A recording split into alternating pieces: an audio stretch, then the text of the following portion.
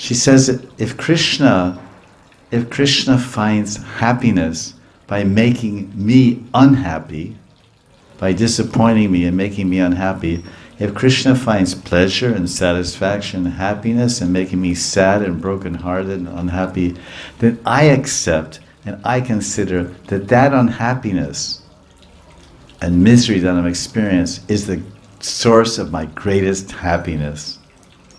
Now that's the ultimate extent of selfless, totally surrendered love. There's no one in the universe, man or woman, can have that type of mentality, that type of heart. There's a whole discussion there in Ati-lila, very nice. So this is the nature of Radharani and the other gopis. While they themselves remain fully loving and completely free of any scent of personal selfish desires. If, however, the gopis who exist only for Krishna's pleasure, because Mahaprabhu came to teach the bhav of the gopis and to teach the way of the gopis and the path to the gopis, Raghunaga Bhakti.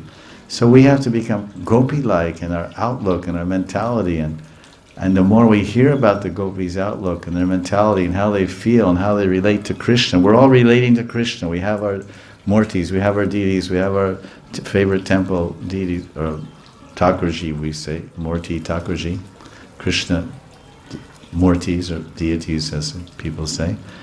So then are we relating to our Thakurji like gopis?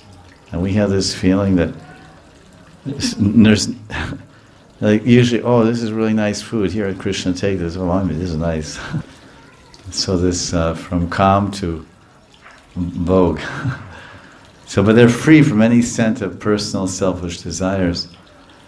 And if, however, the gopis who exist only for Krishna's pleasure, if they experienced any pleasure, it manifests only to increase the happiness of the beloved Sri Krishna. This is very interesting. They're having very intimate, amorous enjoyments together, and they're just focusing completely on Krishna, be happy in this way and that way, and please him and satisfy them.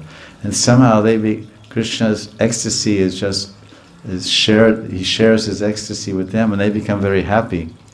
And then they become happy. Oh, I'm becoming very happy. But this is nice, because when Krishna sees how happy I am, and that'll increase his happiness. And this entire principle is very beautifully described in the Adi-lila of Chaitanya Charitamrita, chapter 4. It says that as the gopis increase their seva to Krishna, Krishna becomes pleased. And when they do more service to try to please him, and when the gopis see that Krishna becomes pleased, then they become happy. And when Krishna sees the happiness of the gopis, then his happiness increases. Then when the gopis see that Krishna's happiness increases, then they want to do more service to make him more happy. And then they do more happiness service, and then they become happy by serving him. Then Krishna sees, oh, they're happy, and he becomes more happy. So it's an endless, it's not competition, but it's an endless expansion of each other's happiness due to the total submission